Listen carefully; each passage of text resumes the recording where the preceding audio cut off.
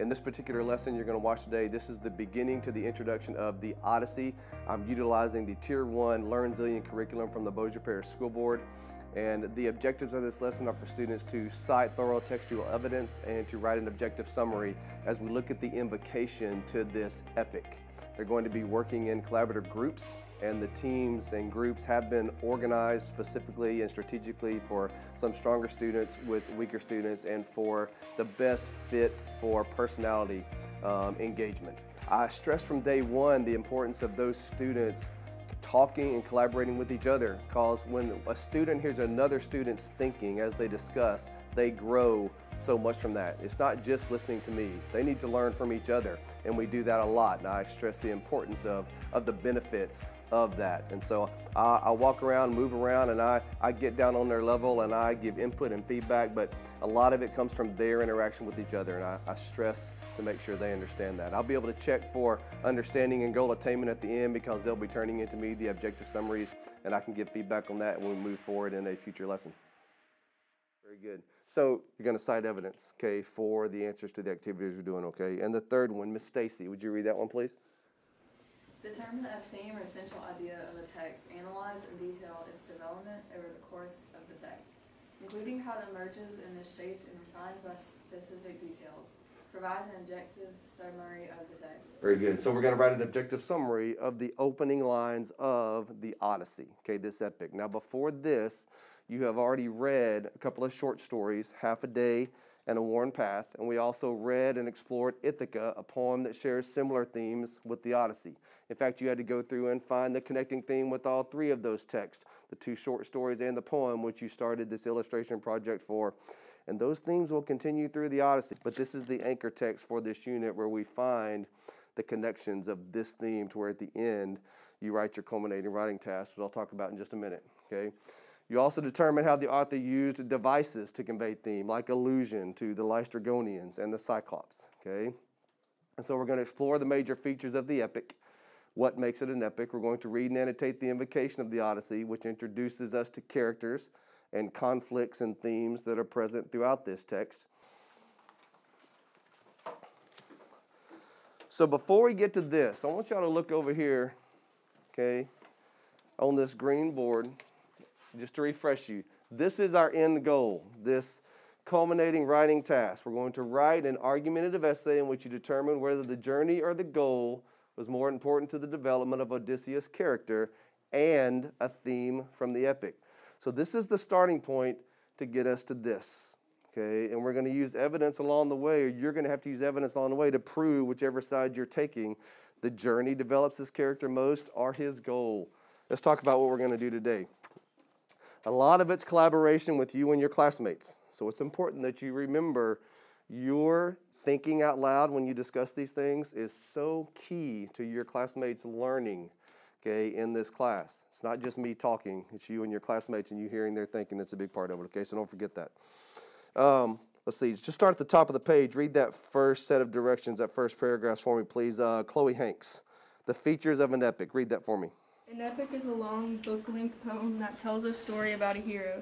The ancient poet Homer wrote the book The Iliad, the story of Greeks defeating their enemies during the 10-year Trojan War, and the Odyssey, the story of the Greek king Odysseus' 10-year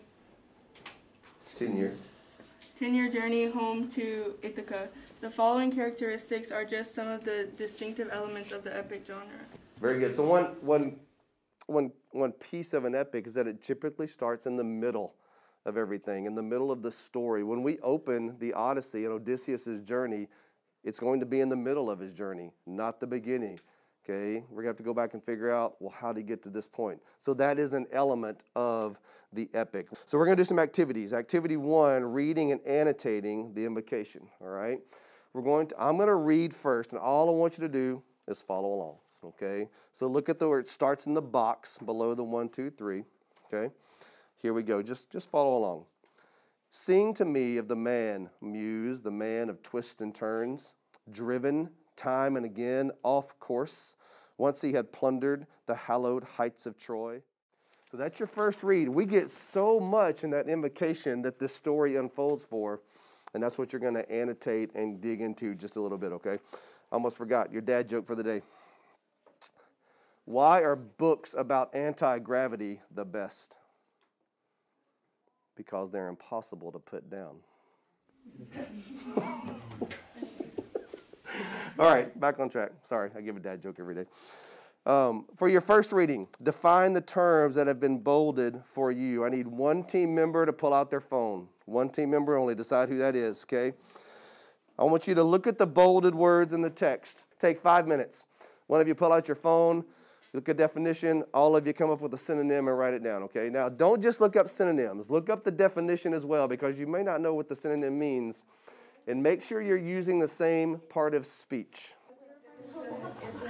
And do like praised. Because it's like made holy. Which tend the same. Captivate, CAPTAIT.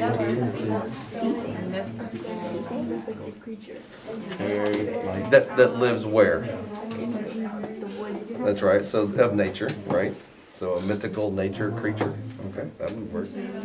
So take the definition and turn it into a synonym if it doesn't give you a direct one. Okay, because nymph is one of those like that. Okay, boiling, sure. Like his blood is boiling. He's so angry.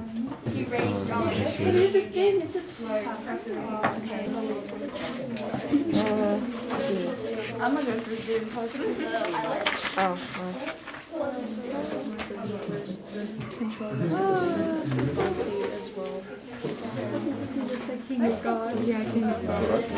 I said use a phone and look it up. Be creative. My bad. Okay, I was going to say. I mean, I could tell you where it is back there, but I really want you to find it on your own. Remember, make sure you want the Greek sun god, because there's Roman and there's Greek, and two separate things. That's right. Because they're the same god, but the Romans called him one thing, Greek called him another. I'll take a volunteer. Let me hear for Muse back there. What did you find, Avery? The daughter of Zeus. Daughter of Zeus. With your partner, with your teammates. I want you to complete the third step for the annotations. Let me just read those directions and explain exactly what you'll do, okay? Here's how you will do this. One team member reads a question, and then the team discusses that question, and you develop a consensus answer for that question, and you all write it down. Use complete sentences for every answer. Then once you're done with that question, the next team member, clockwise, will read the next question, and you do the same process. All right, I'm going to give you 9 minutes. Go. Decide who does the first one, and then just go clockwise. Who do you think it's describing? Who would be, in this story, the Odyssey, the man of twists and turns? Muse? No. Nope. No. Say it again.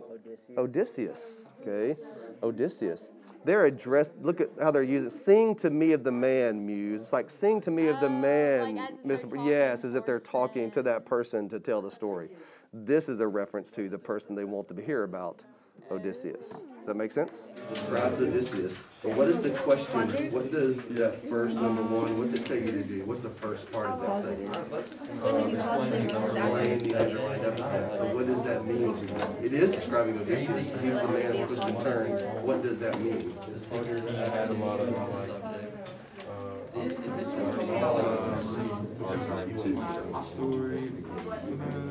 All right, look at number 2. Did y'all answer number 2? Because it's not just the highlighting. It's a part about what's the effect of what you highlighted on you, the reader. So look at what you highlighted. What's how it affects Yes, how it affects you, the reader.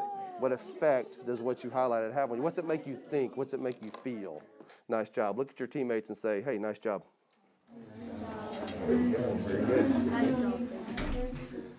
All right. Look at your next activity on your handouts, okay? The objective summary, okay? Now listen, I've got a specific way I want you to do that, so listen carefully. This I want you to do independently, okay? So you've read it together, you've discussed it together, but this I need you to do independently so I can check your understanding. Now we did one of these already for Ithaca, so it's not a new process, but I've got the questions up on your handout I want you to do this with. First, answer each question that's on that handout as one complete, simple sentence just for that question. So the first question says, who is the text about? Just answer that question. This text is about whom? Odysseus. This text is about Odysseus. That's what you write on the lines below. Next line, answer the next question. Next line, answer the next question. Just give one answer per line.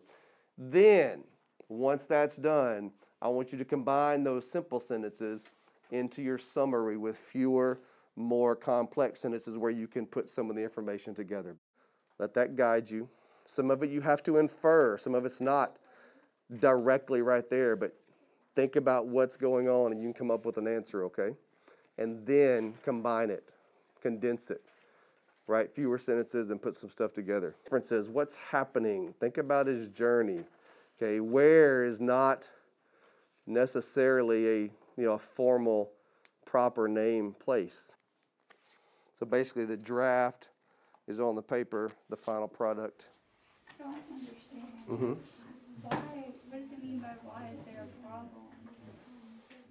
What? Okay, do you get the assumption? Do you get the feeling that he left Troy after fighting and got home to his lovely wife at Ithaca without any problems? No. Okay, why? What in this text makes you feel that didn't happen? Don't know. Well, that's what it's asking. Okay, what does this little bit tell us? We know he had to go through, and is still waiting for him when he even gets home. I don't know. Well, think about it.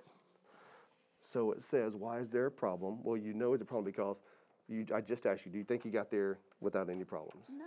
Okay. So there's a problem because he didn't get home right away. Yeah. Okay. Why do you say that? What in this text lets you know he didn't get home without any problems? What are some of the words you use that make you feel that way? Suffered and heartsick. He suffered. There was heartbreak. Recklessness. Perfect. Okay. That's the answer to that question right there. Okay. And see how they turned out. Okay. The highlight caught my attention. See how it is. Odysseus is traveling back home through the seas after exploring the capital of the Troads, Troy. He has to face many obstacles and won't stop fighting, even though he won't be free of trials. Concise, to the point, very nice. Okay. All right, I'm going to collect that from you here in just a minute, and that will be where I can give you a little feedback on, okay? That lesson completed. I'll find out if the objectives were met when I collect their objective summaries on the cards. On the few I read, it looks like they were, but there's room for feedback. I would not have changed anything else in that lesson other than having my index cards passed out before we got to that point. But the kids worked well, interacted well with each other, engaged with each other, and the conversations were rich. So that lesson accomplished what I hoped it would.